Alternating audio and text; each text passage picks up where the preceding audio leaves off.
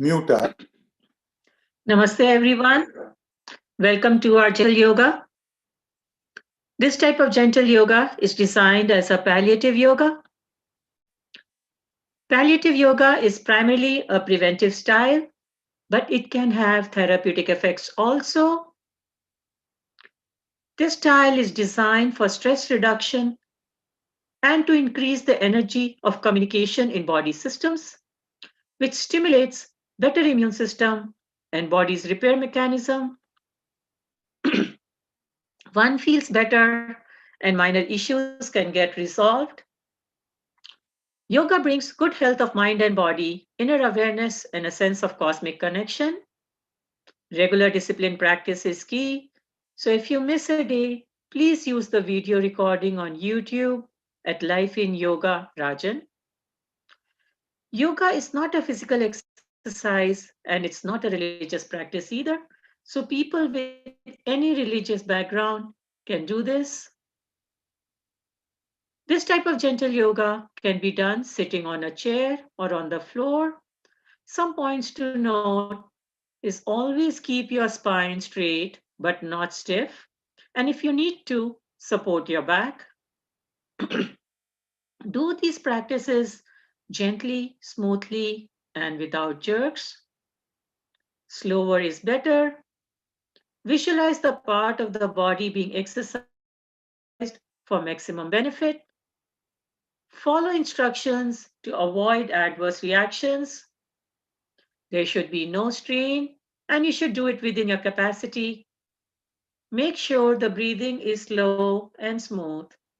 If anything causes pain or discomfort, please stop immediately, avoid the practice, and seek clarification. If you have any questions regarding personal problem, please send an email to the email addresses provided in the reminder email.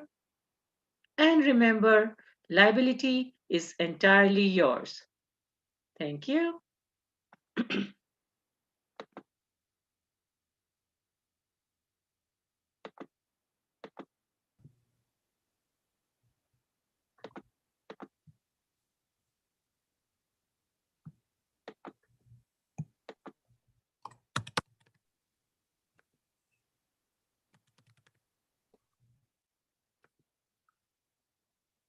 Narayan, we are ready? Yes. Namaste, everyone. So I'm just getting the Yoga Sutras ready over here. We were on Sutra 33 of the third chapter. We'll start with the 3 ohms. Yes, we will start with 3 ohms. Namaste. So let's begin with 3 ohms. Take a deep breath in.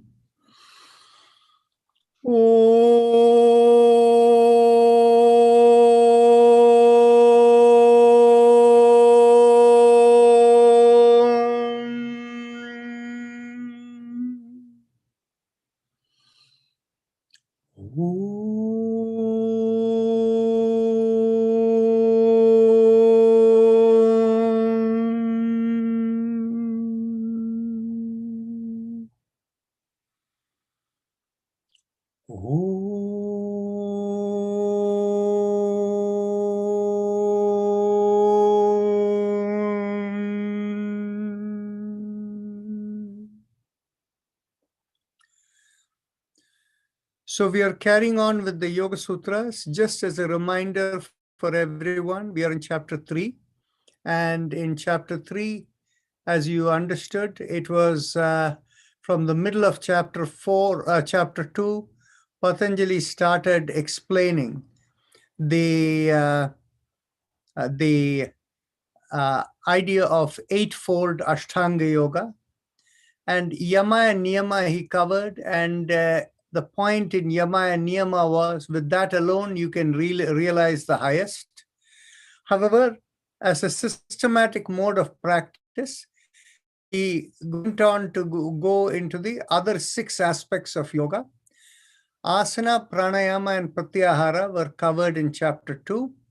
And in chapter 3, the higher element, the more inner dimension, that is, dharana, dhyana, samadhi began. You will recall in chapter 1, in Sutra 17, he basically tells us Vitarka Vichara Ananda Asmita Anugamat Sampragyata. So that is Sutra number 17 from the first chapter.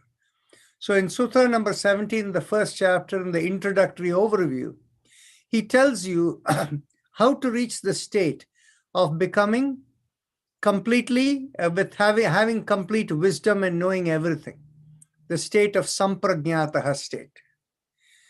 So now in chapter 3, that was the introductory overview. He gave you a one-liner there. So in chapter 3, he is basically has been explaining to you how through the dharana, dhyana, samadhi, you're doing exactly the same thing. In dharana, it is the case of vitarka, a point of focus. Then vichara, and vichara is essentially the state of the state of reflection, you can call it. And when in reflection you get completely lost, you go into dhyana. And from there, in the samadhi state, ananda is the word that he has used in Sutra, in first chapter in Sutra 17. So ananda is the state of what? Letting go. Many of you who are familiar with the Upanishads, you are probably familiar with the third chapter of the Taittiriya Upanishad called Bhriguvalli. And so in Bhriguvalli, the way it goes is, the person goes from, in seeking realization, Bhrigu goes from Annamaya to Pranamaya to Manomaya to Vijnanamaya, and finally it is Anandamaya. So Anandamaya is considered the highest. So in Sutra number 17, Ananda is the equivalent of Samadhi. Ananda Asmita means unless you have the ability to experience, Asmita, me the experiencer, you cannot know what the higher truth is. You cannot experience wisdom. And so from there, what he described in Sutra number 17, what he described, that is what the detailed discussion of chapter 3 is about. So in chapter 3, he has been telling you that through this process, you can get wondrous abilities. You have the ability to disappear, cloak yourself. You have the ability to speak any language and understand any language.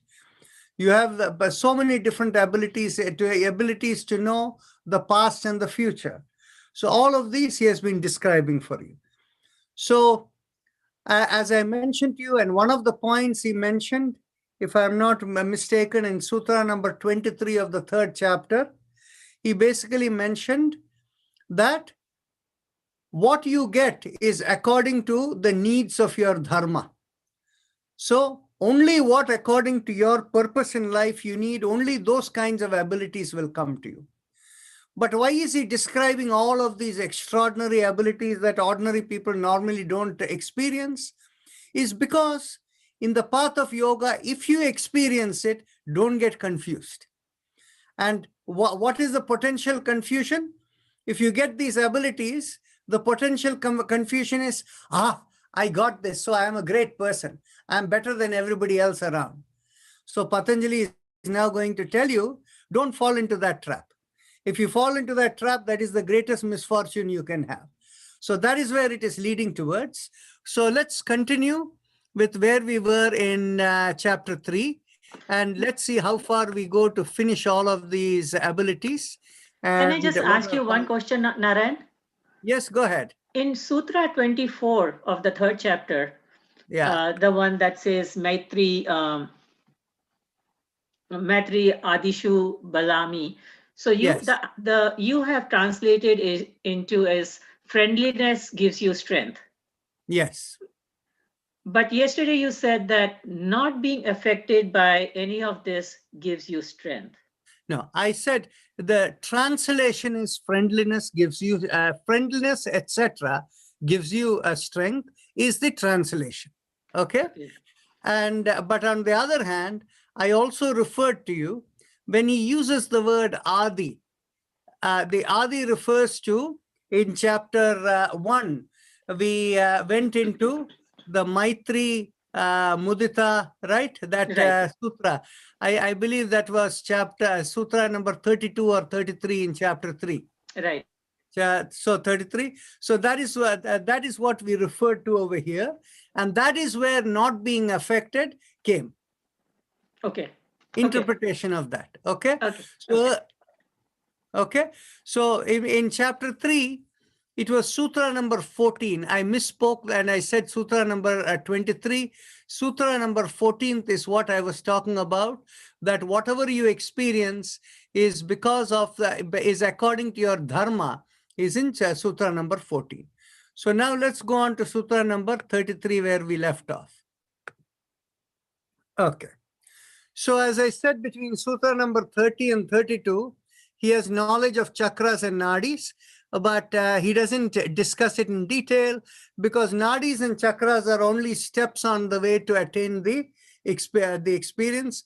It has nothing to, it is a process that you don't need to worry about. It will take care of itself. So that is why he doesn't discuss it. Nadis and chakras are relevant only from the perspective of healing and things like that. Okay. So next he goes over there. Murdha, sutra number 33, Murdha Jyotishi Siddha Darshana. This is a very power-packed thing. Murdha is this parting, this where you have the hairline in the middle of the forehead. That is a place called Murdhanya. And the Murdhanya point has a very, very special role in yoga. So here he is telling you, Murdha Jyotishi, by the light of the point over here, Siddha Darshanam, you are able to experience or see Siddhas. So this is how the direct translation is. But what exactly does it mean? The Murdha is the point whereby you become open to the cosmic, where actually the cosmic connectivity comes from the middle of the head, but the Atmanadi runs along the front of the body all the way down to the sternum. So the Murdha point is the point that is a facilitator of the communication.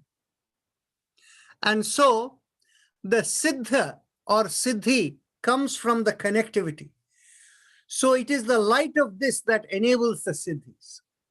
And what happens is, when the light of this is blocked, it creates problems relative to the connectivity.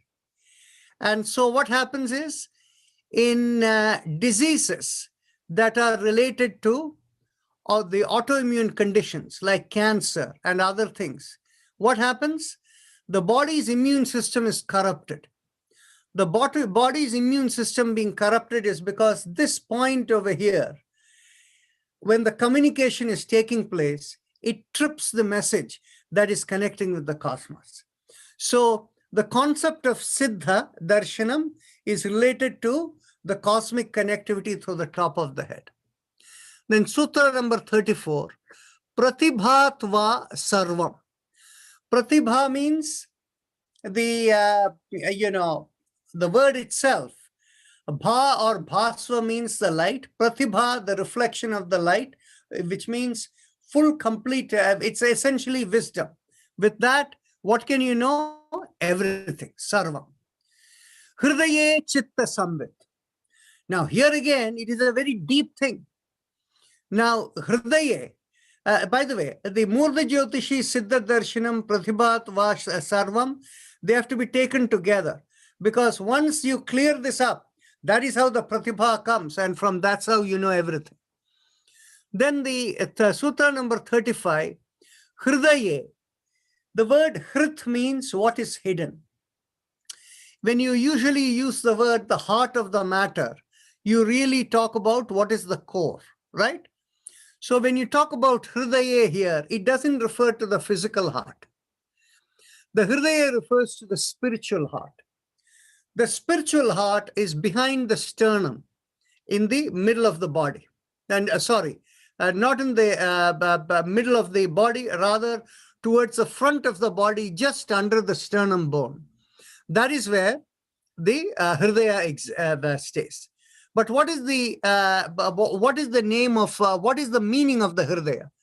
The Hridaya is the transmitter or the heart of our existence that connects into the cosmos with we as cosmic being, whereby we can have, once we are established in our Hridaya, then in which case our program entity has access to the wisdom of the entire cosmos.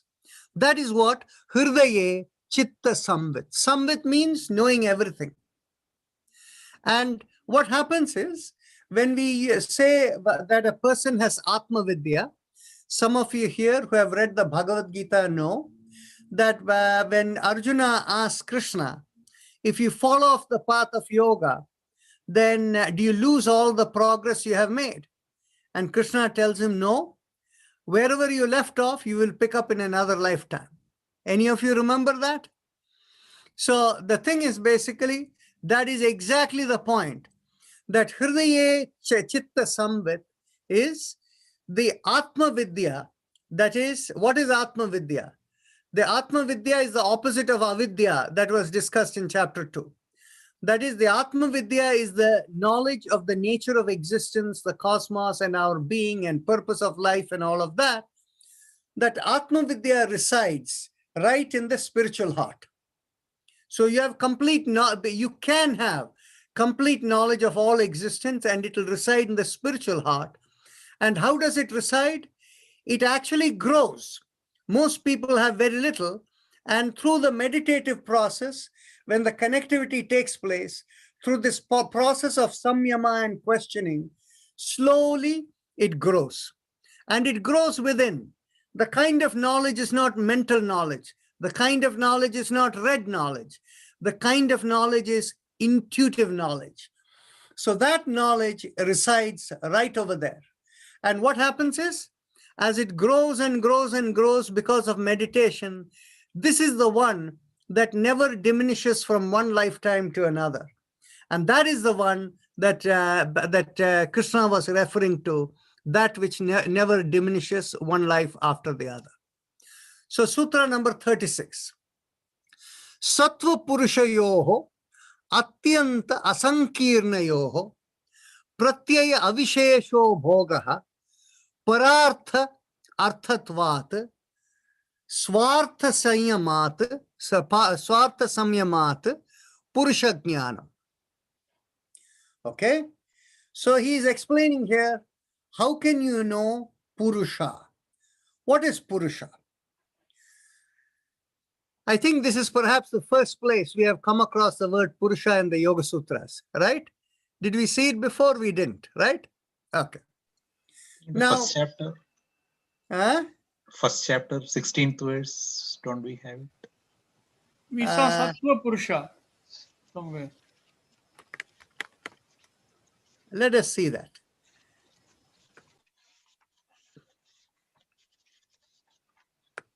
Param Purusha Kya Deha Gunavaitrishna. 16. 116. 116? Yeah.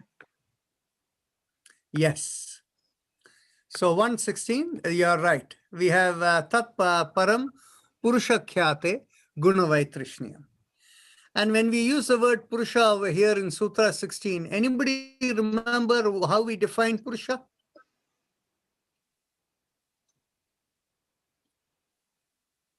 We basically said, if I recall correctly, it is Purusha, we put it as kind of God, right? Now, let's understand the word Purusha very carefully. People, those of you who come from the Indian tradition, you understand that a male is called Purusha and a female is called Stri. Many of you probably remember that, right? Now, the concept of Purusha, and in the cosmic sense, Prakriti is considered Stri, okay? And so the idea is that seed behind the creation, what you would call the subtle seed behind creation. It is the woman he gives birth, but the subtle seed comes from the man, right? So the idea of God who is not manifest, the unmanifest God, is the Purusha concept, and the manifest is the creation. And the controller of the creation is called the Divine Mother. So the Divine Mother, which is the energy, the first creation, Prakriti, is called the Divine Mother, who gives rise to all of creation. So Srijit, thank you for pointing this out. So in this particular case, we said it is we understand Purusha as God. Okay. So let's go now to Sutra number 33 or 36 in chapter 3.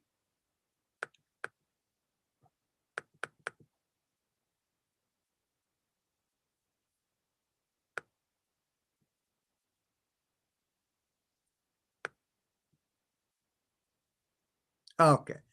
So here he is talking about Sattva Purusha, Sattva Purushoho, Sattva Purushayoho, Atyanta Asankirnayoho. So you think of the Sattva means anything that flows smoothly. Okay? When you are in sync with the true nature for which God created you, and you are doing it without any reactivity, that is the nature of you being in the Sattva state. So now that is the nature of God, and sometimes, God, because lets things work in a smooth flow, is sometimes referred to as Sattva Purusha. But then here it is saying, if you think of Sattva Purusha as what? Atyanta Asankirnayoho. Sankirna means narrow. Asankirnayoho means not narrow, but Atyanta means is not narrow at all. Okay? So what is the meaning of that? Think of it. If you put a name and form to God, you have already made it God into a narrow concept, right? So you cannot have God as a narrow concept. You cannot put a name and form to God.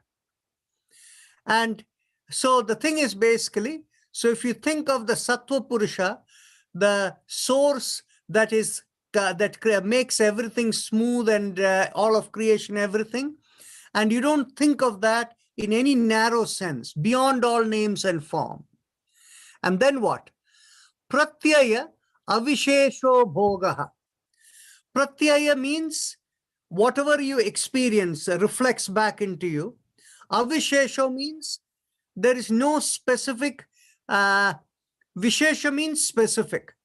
But if it is not Vishesha at all, Avisheshoho bhogaha. So you experience it in a non-specific way. Para arthat, arthatvat.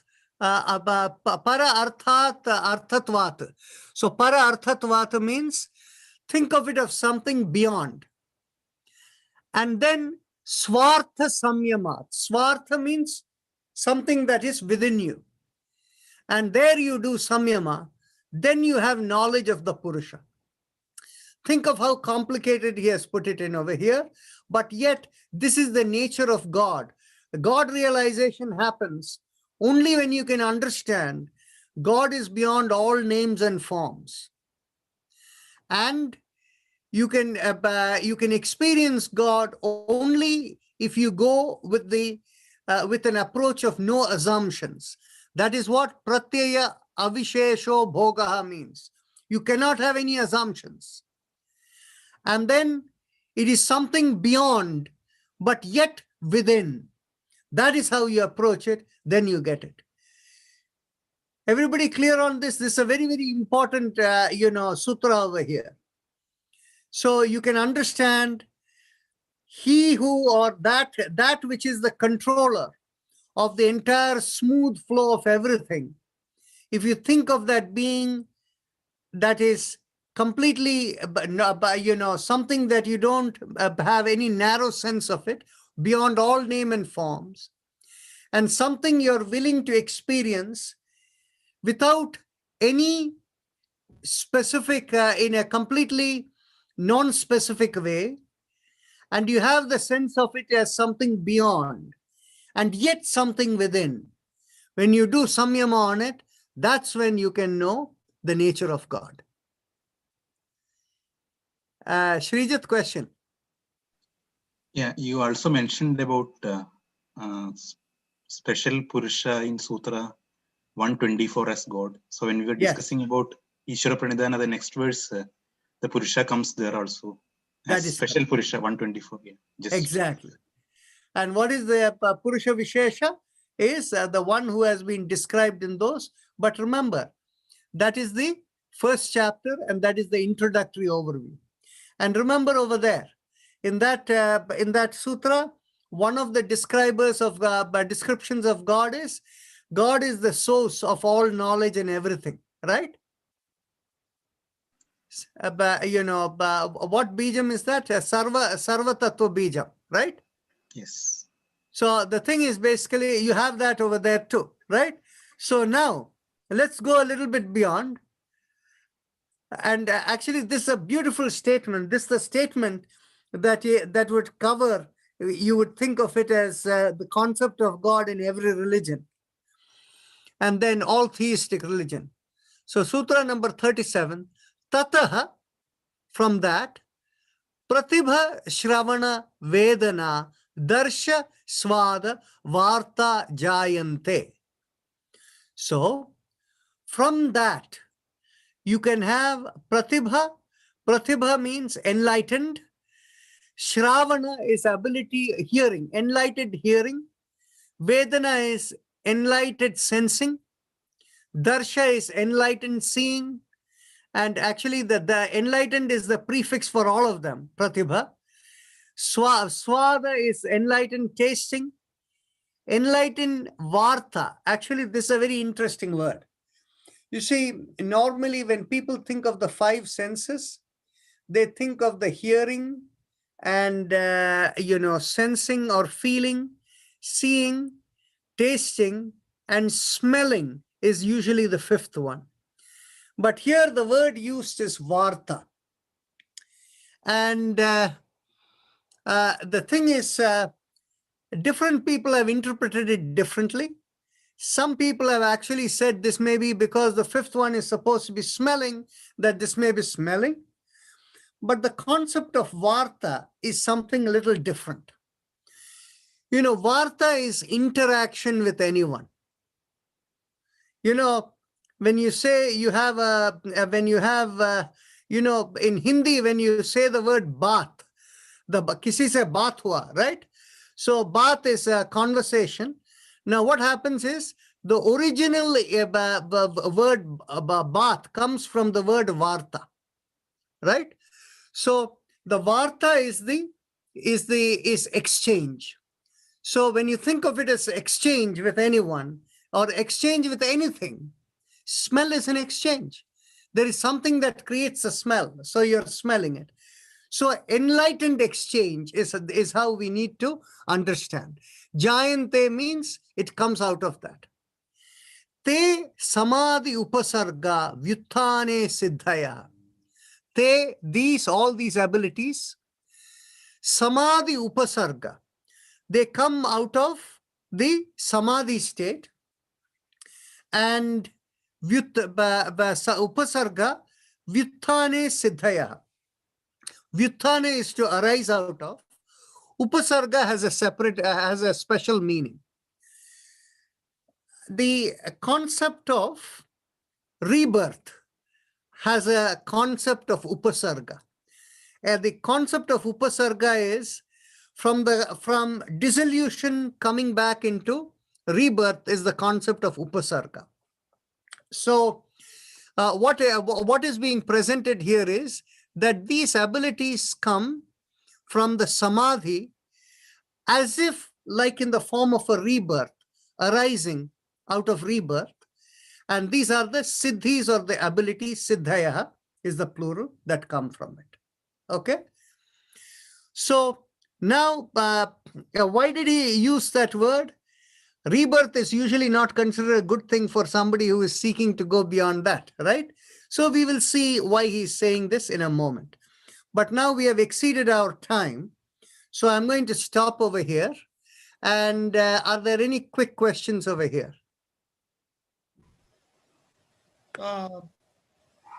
The process of dharana, dhyana, and samadhi, we were discussing a lot yesterday and all that. So it is the vitarka, placing a question, letting go, and getting the answer. So I'm just asking, when people ask you questions, sometimes you do this, right, in the class. So is that what it is? Well, the one more thing that is required is what is called the Ananda of the Taittiriya Upanishad. You have to reach the Anandamaya Kosha. Only then you can have the answer. Okay. Okay. So the thing is, you see, so Shrijit, don't you find, actually, I am also surprised sometimes as we read the Yoga Sutras again and again, how much more deeper we see in many things, right? Yeah. Anyway. Today, for the first time, I heard many new things. You didn't tell many of these things previously. So this is, I know, many new things. And it doesn't come from, from conscious thinking. Actually, I am attending this for the 4th or the 5th time.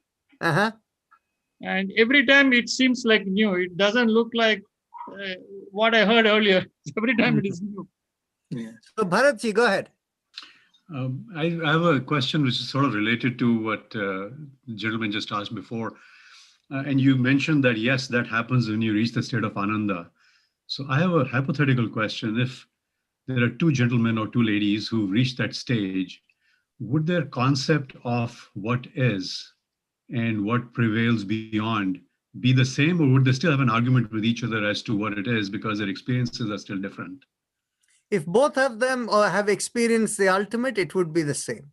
But what happens is, the part is, when people experience some segments, and how is that possible? Because remember, there was a sutra, there was a sutra in chapter 3 a little while ago, in like 2 days back we covered, krama anyatvam, parinama anyathetu. Remember that? So the thing is, what it's saying is, whatever sequence by which whatever you ask, the result that comes is according to that. So it is the process of questioning. And in the process of questioning, you never know when you are complete. Right? So only bit by bit it is going on. So that is the reason. And actually, that is the reason each time we look at the Yoga Sutras, you see this aspect about Murdha Darshanam, Siddha Murdha Darshanam. Srijit is hearing it for the first time. But on the other hand, you remember that, right, Srijit? This Murdhanya, this thing, we had not discussed it earlier on. Yeah, not in this detail. Yeah. Yes. Not in this detail. Yeah. Yes. And essentially what it is, it also comes from our therapy side, where we have been able to cure autoimmune conditions because of unlocking this. And so that is the nature of how things have been unfolding, how they also reveal themselves, right? But we should go a little further beyond. And what happens is, Bharatji, the question you asked is, the part is, once a person realizes this, at the higher level of realization is that each person is revealed according to their need in order to fulfill their swadharma, right? Right. So one who understands that will never judge the other person. Exactly. That's what I was. Anyway, so that's good. So now let's go on to our regular. We kind of exceeded our time far too much today. So let's begin with the chakra vibrations. Bring our awareness to the perineum. And we will do with pressing on the little finger. We will do the mantra LAM. Let's take a deep breath in. LAM.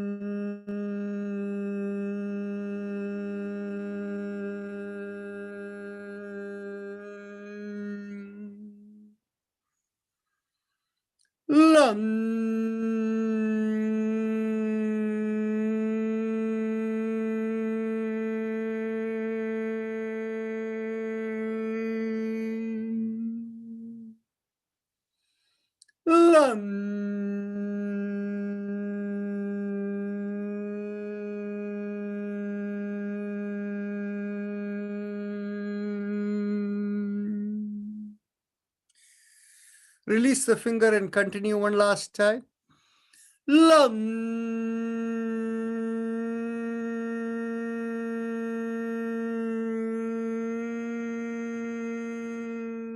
One more time.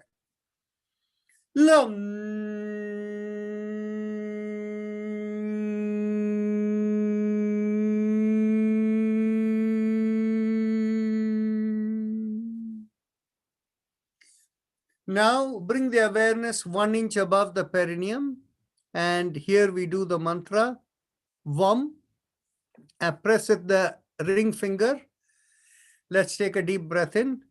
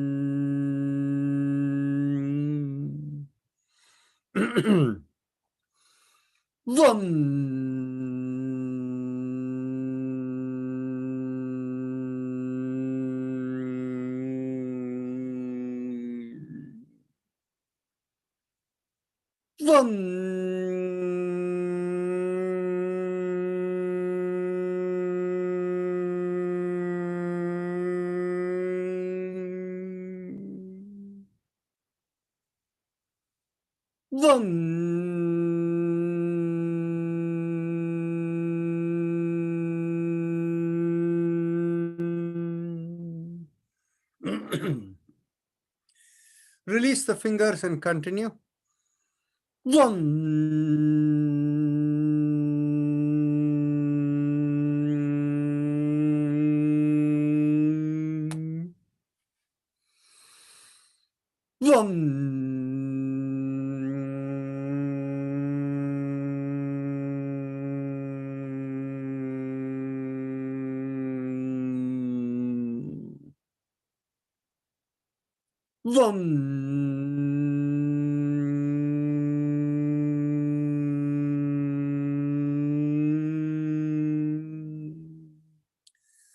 Now bring the awareness behind the navel, and here we do the sound rum. Press at the middle finger.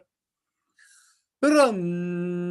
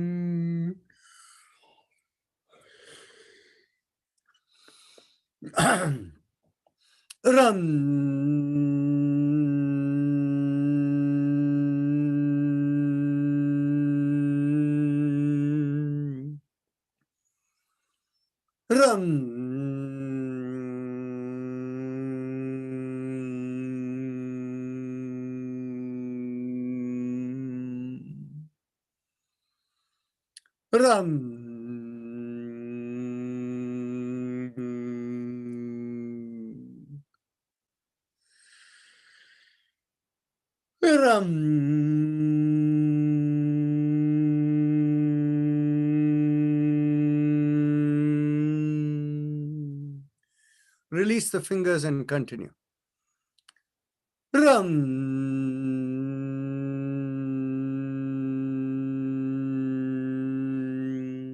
Last time.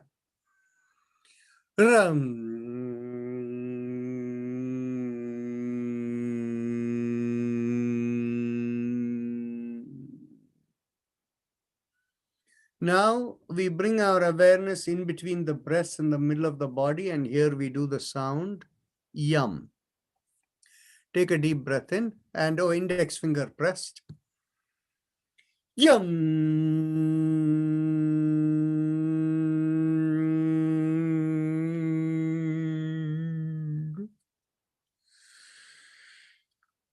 Yum.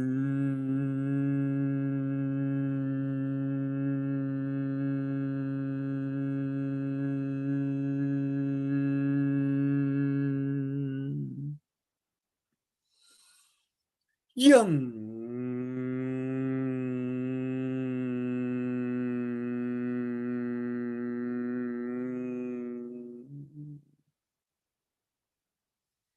Yum.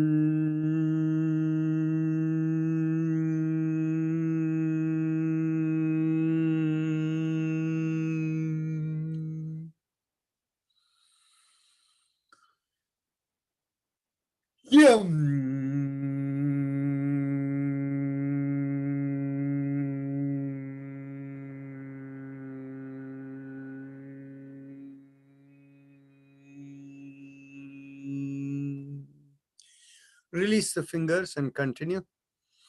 Yum.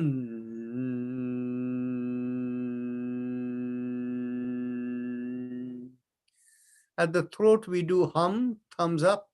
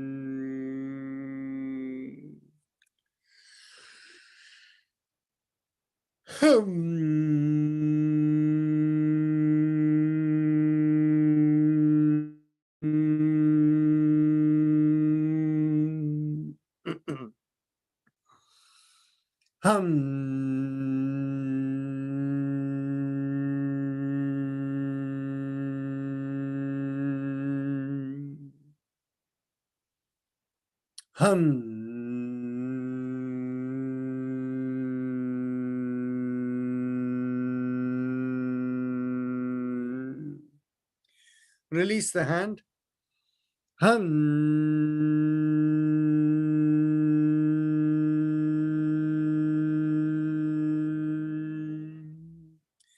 Bring the awareness middle of the head. Chum.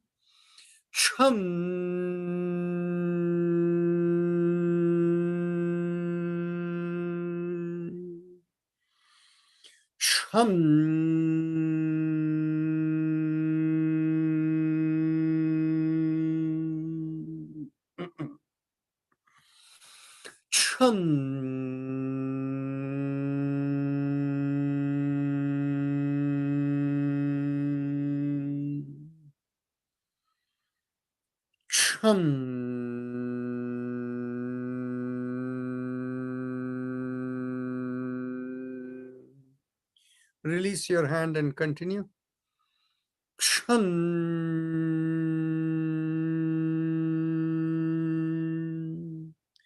Top of the head, Om.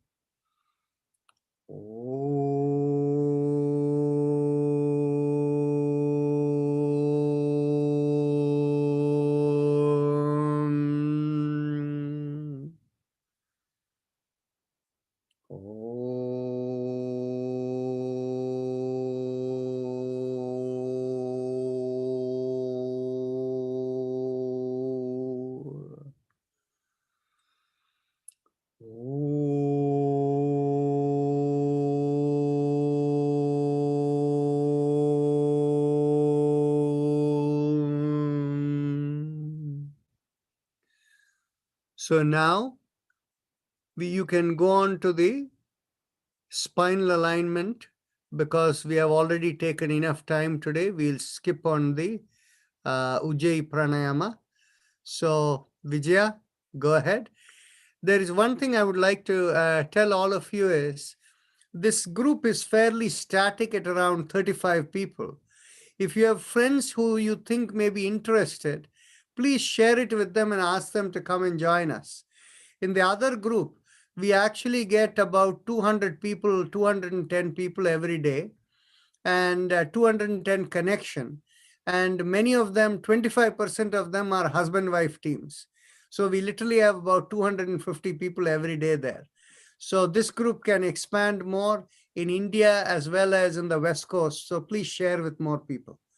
Yeah, I think we lost some people in Arizona because of the time change, and in India also. Because of the time change, people have to go to work and all that. We lost some people because of that.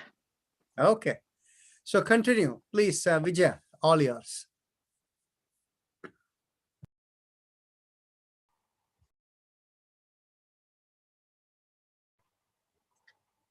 Take a deep breath in.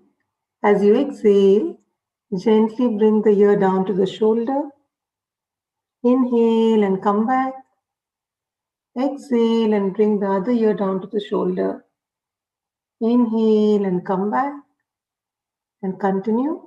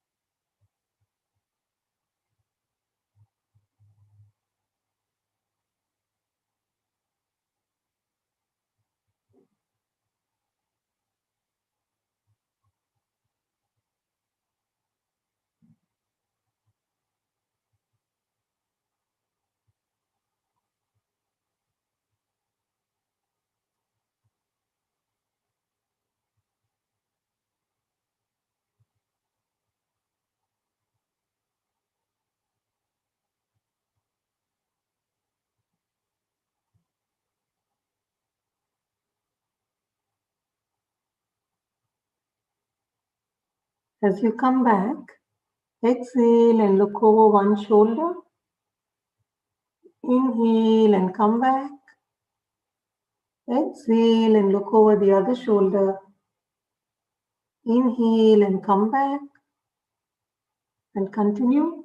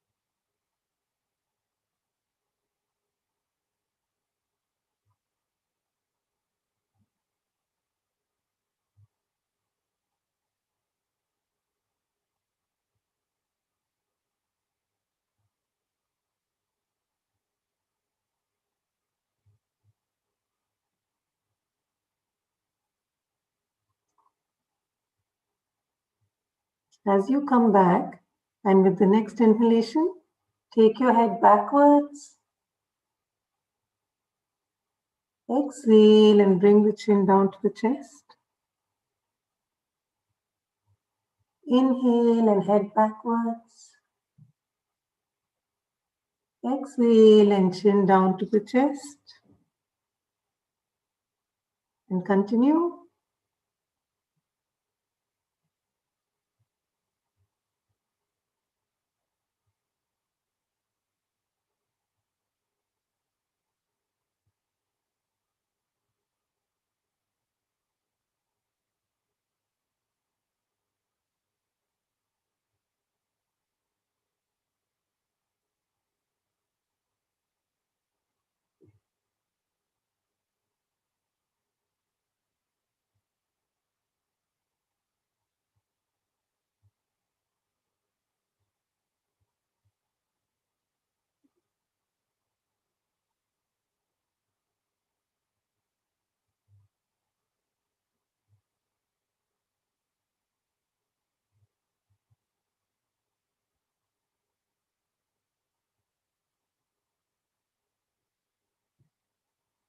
As we exhale and come down, we'll do the 360-degree neck rotations.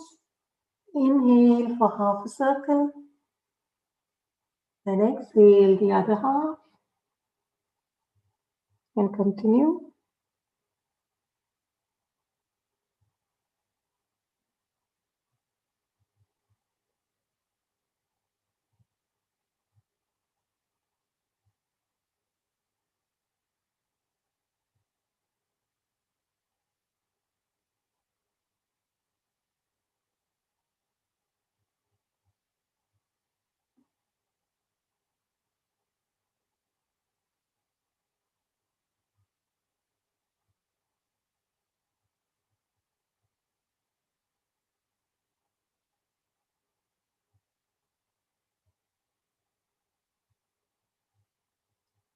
As you come down to the center, we'll switch directions. Inhale for half a circle. And exhale the other half. And continue.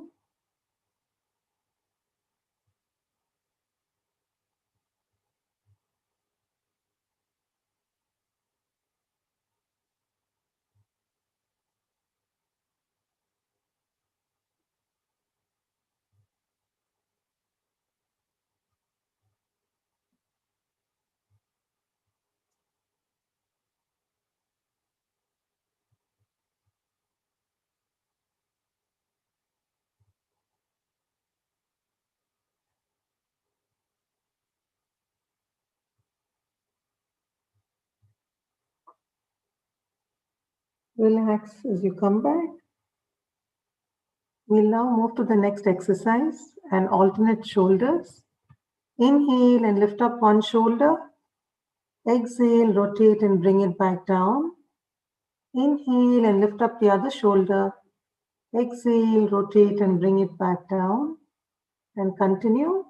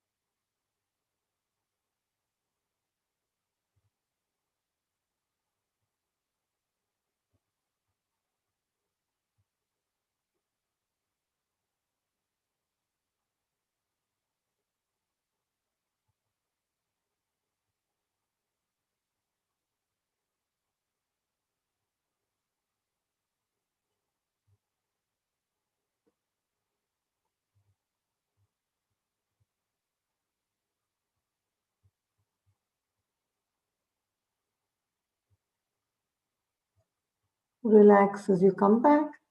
We'll now move to the next exercise, the hand exercises. Stretch your hands and keep them straight. As you inhale, open out your palms and keep them perpendicular to the forearm. As you exhale, thumbs in and fists down. Inhale, exhale, and continue.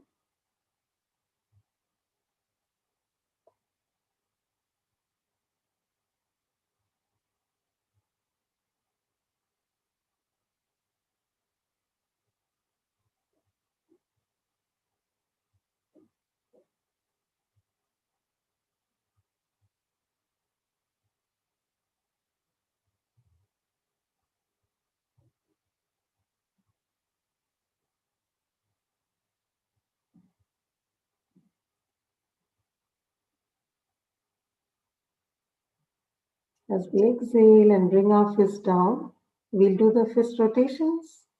Inhale for half a circle and exhale the other half and continue.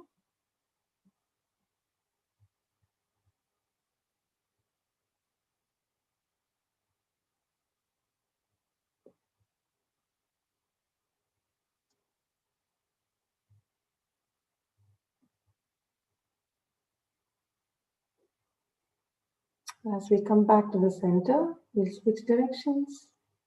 Inhale and exhale and continue.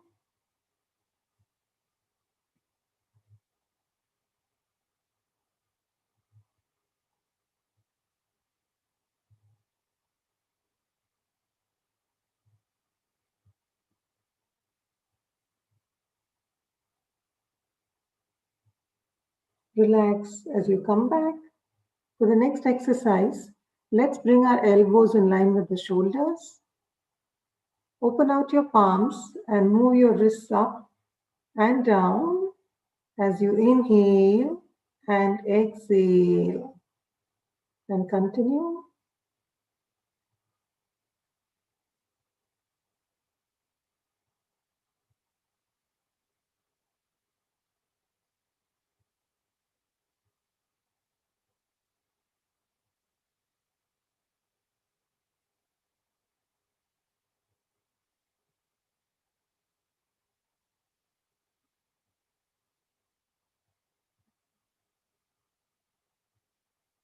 As you come back down, we'll switch directions.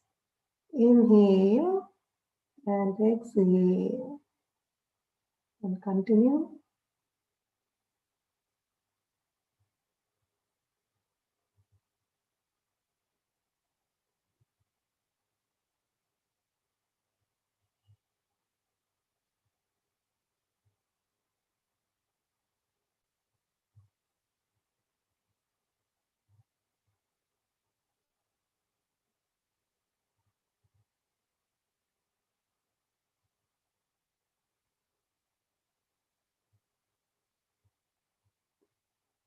Relax as you come back.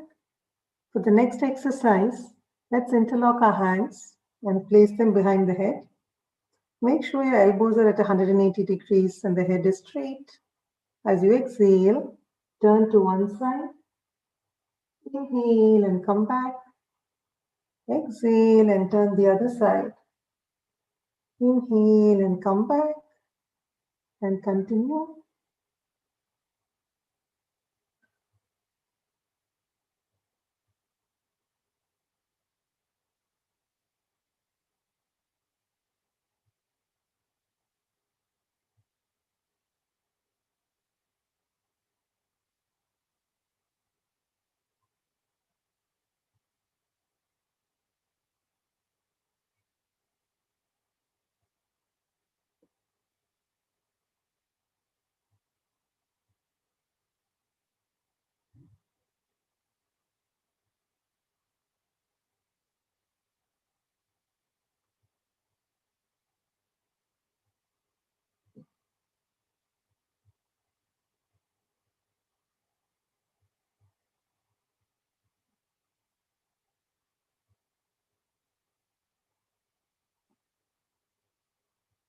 Relax as you come back. For the next exercise, let's get our elbows above the head. As you exhale, pull on one elbow. Inhale and come back. Exhale and pull on the other elbow. Inhale and come back. And continue.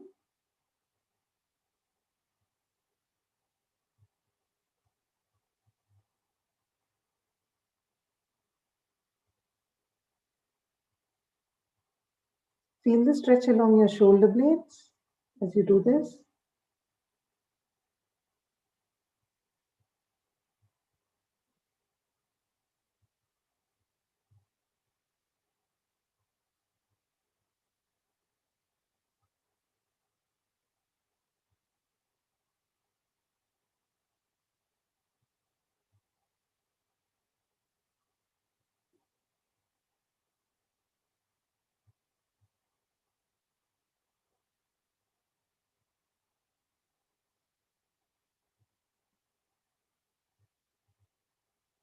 Relax as you come back. For the next exercise, let's get our elbows behind the back. As you exhale, turn to one side. Inhale and come back. Exhale and turn the other side. Inhale and come back. And continue.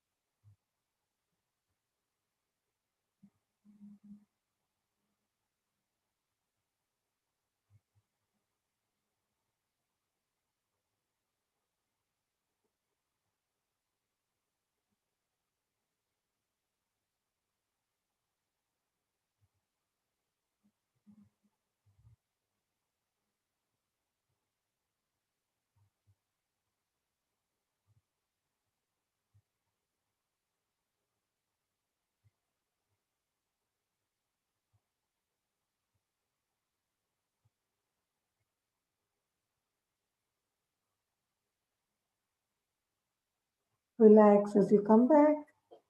For the next exercise, let's bring our hands on either side of the spine. As you inhale, push back on one side, making a backward arch. Exhale and come back. Inhale and push on the other side. Exhale and come back. And continue.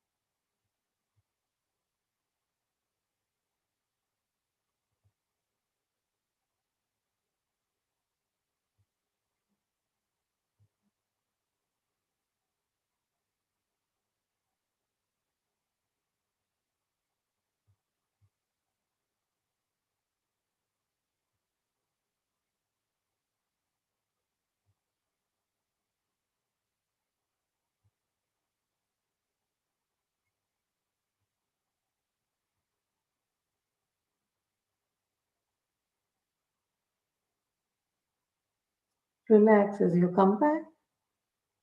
We'll now do both our shoulders together. Inhale and lift up both your shoulders. Exhale, push back, rotate and bring it back down. Inhale and exhale and continue.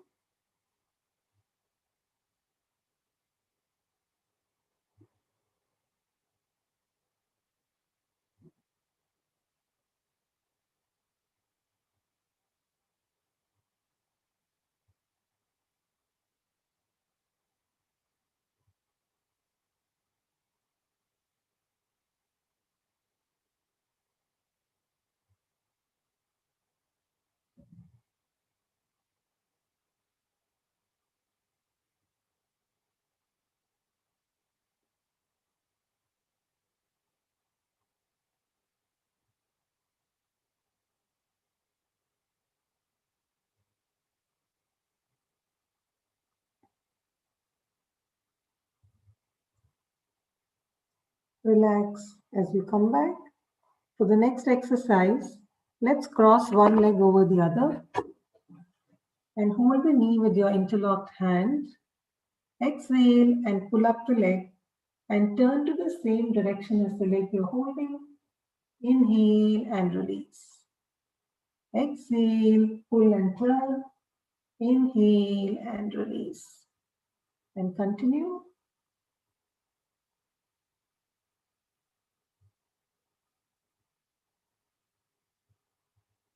Feel the stretch along the thighs as you do this.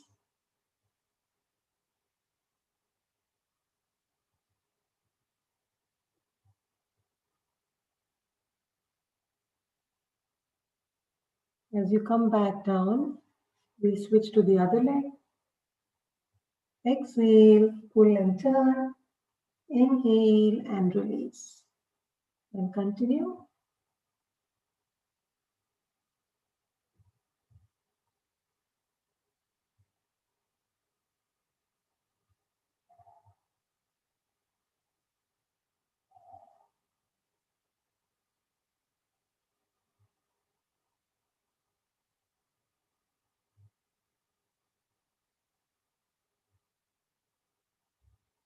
Relax as you come back. We'll now do the cycling exercise and 5 counts on each leg. Inhale and bring up the leg. Exhale and stretch it out in a cycling motion. 2, 3, 4, and 5. We'll switch to the other leg. 1, 2, 3, 4, and 5. Relax as you come back. We'll now do Anuloma Viloma, the alternate nostril breathing, for a minute, and then we'll move to Bastrika Panayam. So for the alternate nostril breathing, we exhale and inhale through the same nostril. So if you begin your first inhalation with the left nostril, you exhale and inhale through the right nostril. Close your right nostril. Exhale and inhale through the left nostril. Close your left nostril. Alternate. Continue.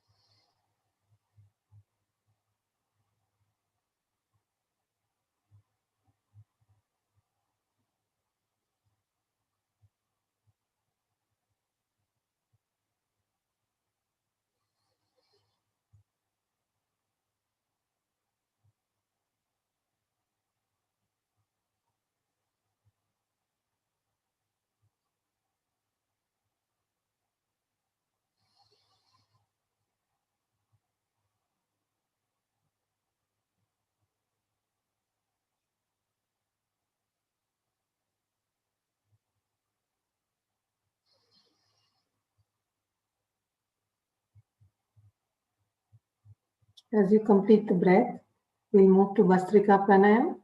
So since there's nobody new, we'll move forward with the exercise. So we'll do 20 counts and we'll probably have time for just one round today. The exhalation is a little longer than the inhalation, and please visualize the vitality of the breath as we inhale and exhale. When you're ready, inhale, exhale.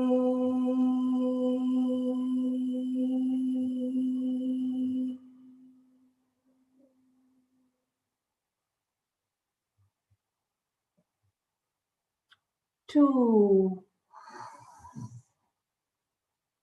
exhale.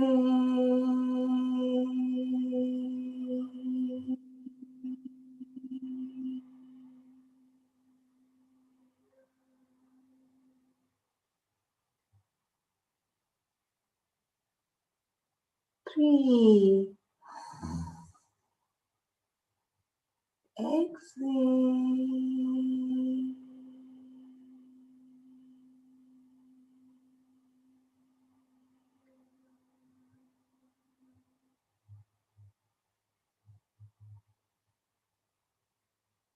4,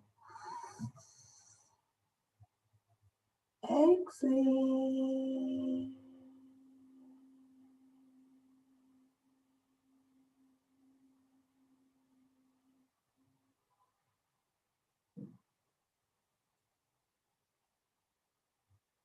5, exhale.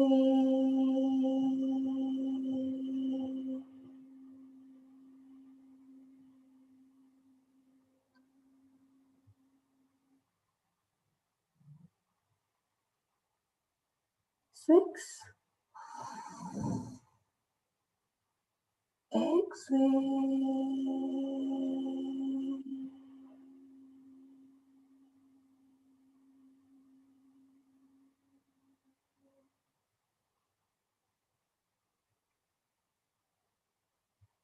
7, exhale.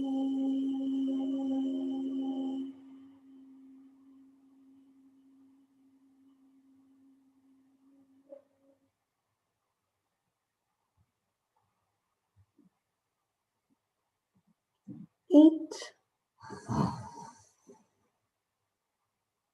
exhale.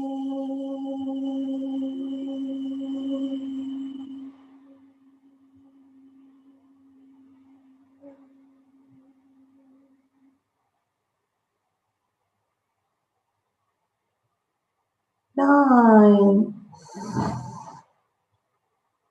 exhale.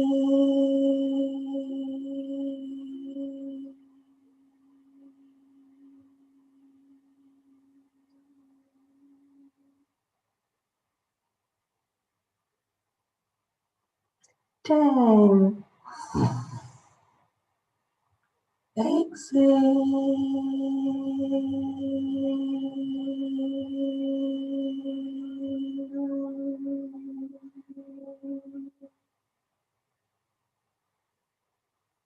11,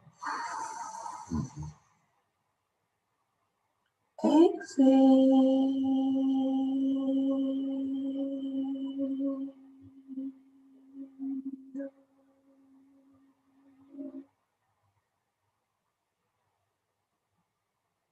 12, exhale.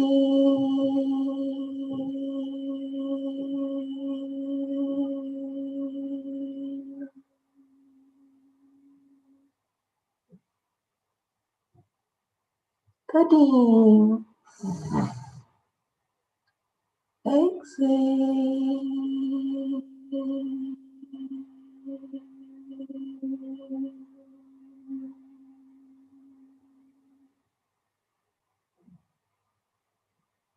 14, exhale.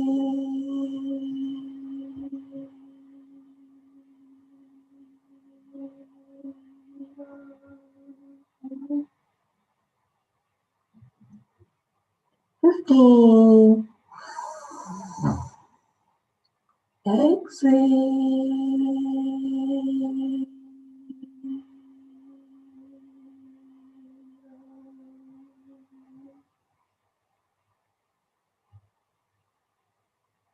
16. Exhale.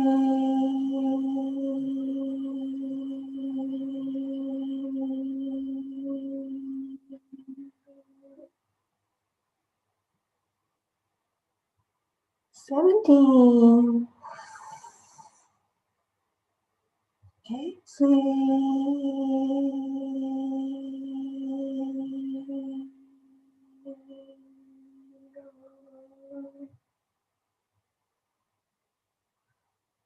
18. Exhale.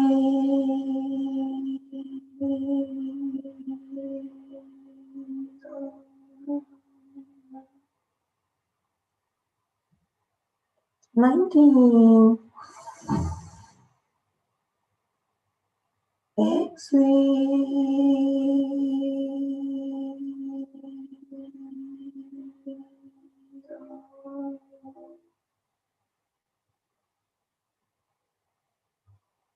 20. And exhale.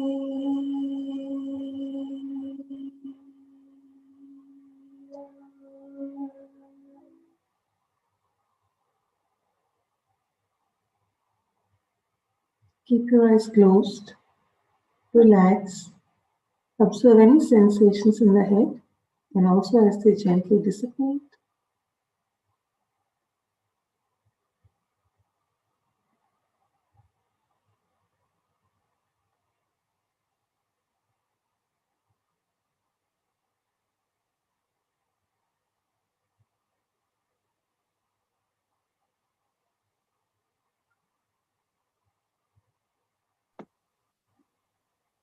Vidya, you can do a second round of 10? Sure. So if you're ready, I keep count of the inhalation and please follow through on the exhalation at your own pace. Inhale.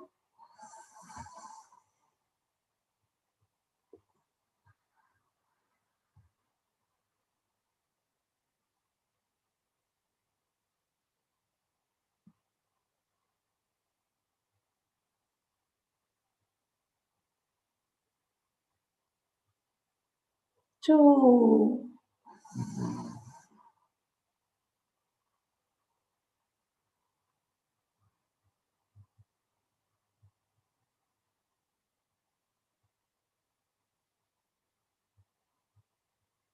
Three.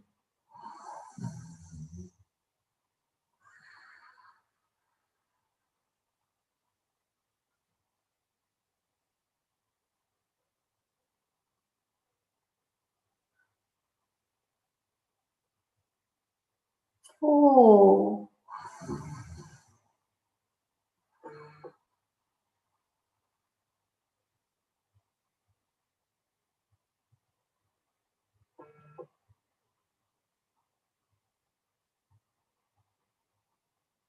Five.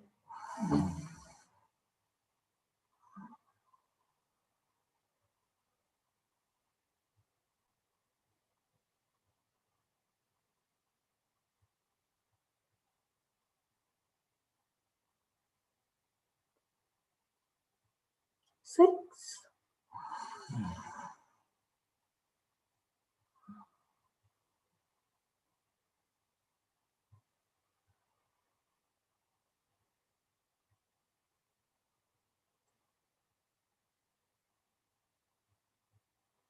Seven.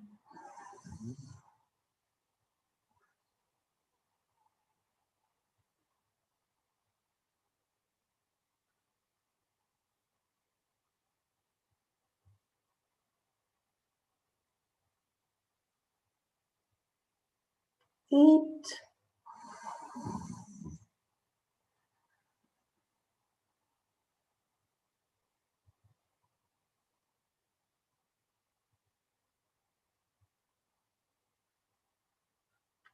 9,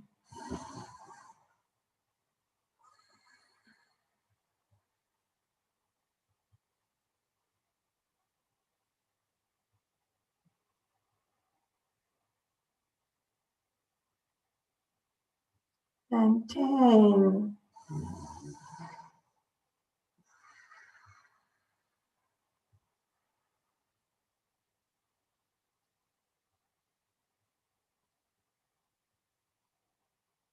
Keep your eyes closed. Relax. Observe any sensations within.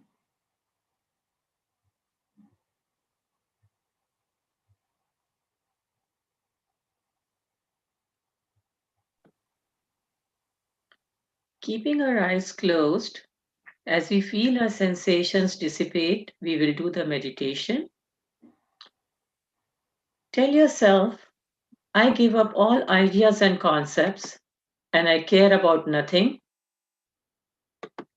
If you have a personal mantra, chant that personal mantra in your mind. If not, we will be playing Om, and you can focus on that Om. Use whatever mudra works for you.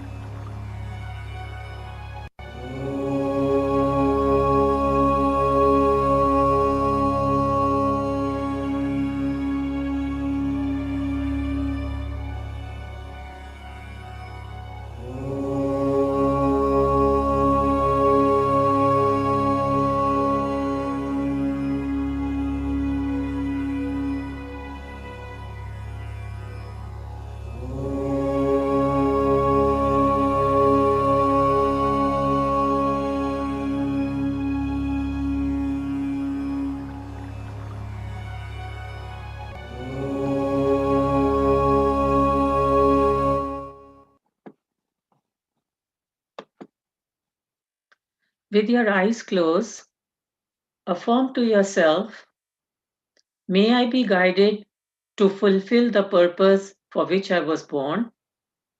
With that, bring both your palms about 6 inches in front of your face. And as you open your eyes, look directly into the palm of your hands.